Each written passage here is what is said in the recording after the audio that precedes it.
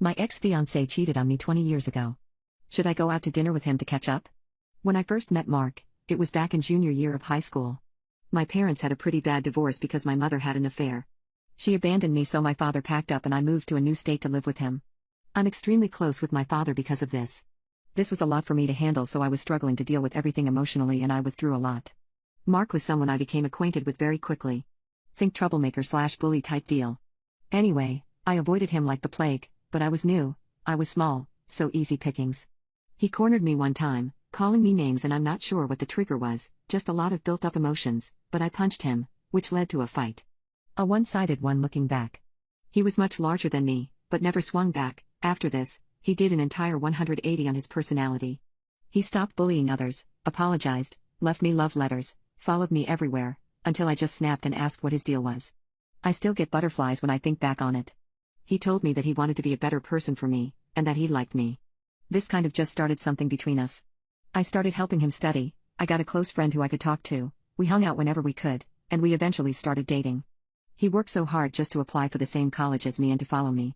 Well, this led to an amazing couple of years. I can't even describe how happy he made me. He was everything you could ever want in a man, basically. During college, we got an apartment together, and shortly after got engaged.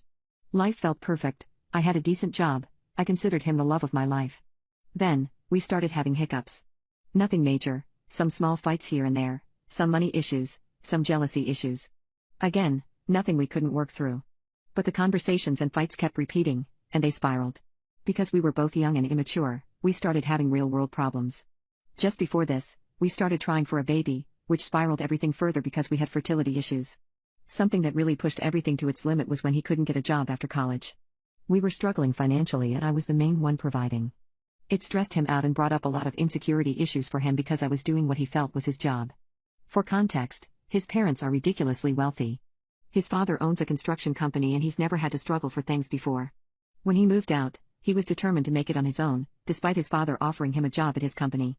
This is something that caused further arguments, because I was upset that he was so prideful that he'd rather suffer than work for his dad, while he was upset that I wasn't supportive of his decision because he didn't get along with his dad at the time. It all came to a head when we had a pretty explosive argument. I went to stay with my dad after packing my bags, got cold feet after a day and missed him.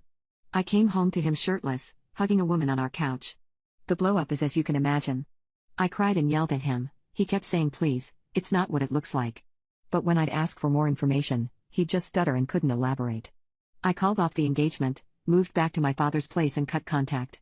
He reached out a couple of times, apologizing for cheating on me and begging for another chance, but I just physically couldn't. After what I saw my father go through, cheating was a hard boundary, and I nursed my hurt feelings for a couple of months. It got too much for me. One time he sent me a letter and I just couldn't bring myself to read it, so I got my job to transfer me out of state and I moved. I made my dad promise not to tell Mark where I was and moved on with my life. I ended up marrying my ex-husband when I was 34.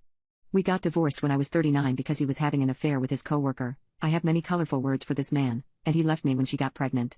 They're married now and very unhappy, baby wasn't even his, so I guess small victories. Anyway, my life has improved a lot since me and Mark split. I genuinely believe what happened was for the best, although I wish it ended on good terms. We were both young and needed to grow as individuals.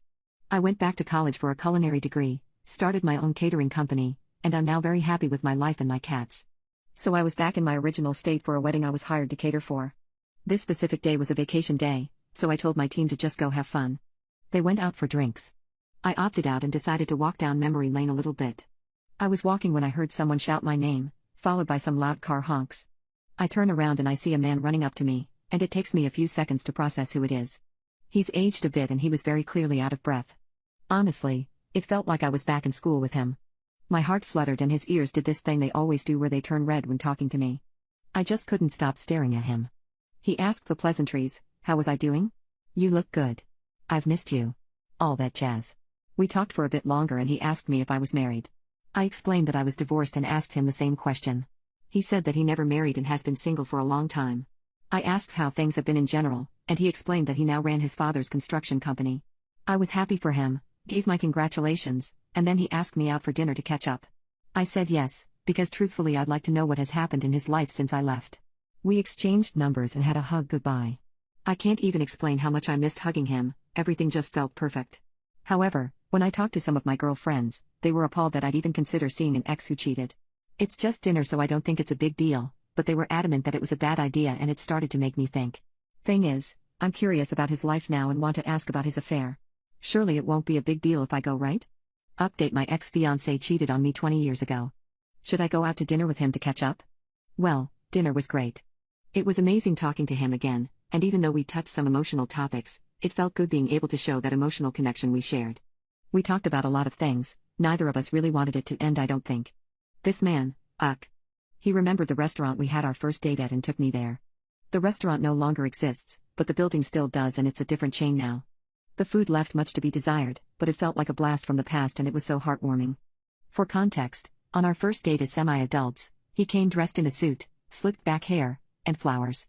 I remember how much we laughed because I was just wearing casual clothes and we had completely different vibes. Well, he showed up today, in another suit, with slicked back hair, and flowers, just like back then. I felt all warm and I teased him for going back to the past. I made a comment about how he was missing his earring. He had a horrendous dangle earring back in the day because it was cool. He smiled and took it out of his pocket.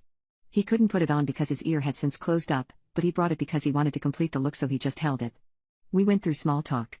How life had been, any major events. I was sad to hear that his father had passed away in 2015. I wasn't exactly close with him, but it was still disheartening. They repaired their relationship before he passed, which is good at least. I asked about any partners, kind of a nosy how come you never married? And we kind of went on to a more emotional side of things. He said that he tried, that he dated after we split, but it never worked out long enough to be long-term. He said that he had been single for a couple of years now and was just content on remaining like that, as he didn't think he'd find someone he connected to like he did with me. Smooth talker. He asked me about my marriage, the gory details. I didn't mind telling him since I find the whole thing a learning experience now. He was sympathetic, then laughed when I joked about it, so I'm sure he knows I'm not hung up on it. I used this to kind of propel myself into what I wanted to ask, and that was about what happened back then. He smiled, said that he had been waiting to talk about it and that he was happy to finally air it all out. After our argument that day, everything felt like too much. The pretty standard issues that I had already known about. He was embarrassed, felt like a failure, and was too prideful to talk about it with me, so resentments built up and he went out to drink. That's where he met the lovely lady. They talked for a bit and flirted, which led to him drunkenly bringing her home. They were making out as they got in. She had started unbuttoning his shirt when he saw a picture of us together next to the couch. It was on a trip we took to Seattle and it was hell. He said that when he saw me, he was just hit with this massive sober moment, and he pulled away. He confessed that he had a fiancé, and that he was just going through it. He ended up opening up, venting to her, and crying, which is when I walked in and saw them embracing. Honestly? It could be a lie, it could very well be some long-term trickle-true thing, but I just don't see the reason. Even if he was having an entire affair, I've gotten over it now, so it wouldn't have made much difference, but at least I know who she is now. He apologized again. He said that he should have told me the full truth back then instead of hiding it, but that in his opinion, his infidelity was more than just a kiss because he had the intention of doing it when he met. Blame it on a Dr. Enken decision. He had plenty of time between the flirting and bringing her home. He said that also felt like, despite how it ended, it was ultimately the best outcome for the relationship at the time, because he needed to grow as a person, and that he was too ashamed to let me see him during that time. The time after, when he tried to win me back, he was still in the I don't need change phase and kept sending letters. Once my father told him I left for another state, this was when he got into drinking heavily. I got a bit emotional as he was talking about this because it hurt to hear the state he was in while I left. His voice started breaking, so I held his hand and we had a little moment. I encouraged him to talk, so he let it out. It took about 1.5 years for him to snap out of his drinking funk and get better. He sobered up, started working for his dad, and made his way up. I'm honestly so proud of him in a weird way. I know I don't really have a right to.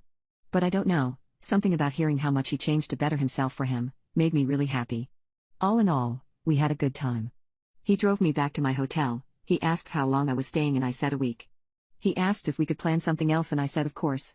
He got a bit blushy, asked if I would be willing to forgive him after all this time, and possibly see if we could try again. I said that I forgave him a long time ago, and that I wouldn't be against starting something again, but that we'd need to go slow because of our history. He got that goofy grin again and smiled. He held my hand and asked for a kiss, and I said yes. So much for going slow.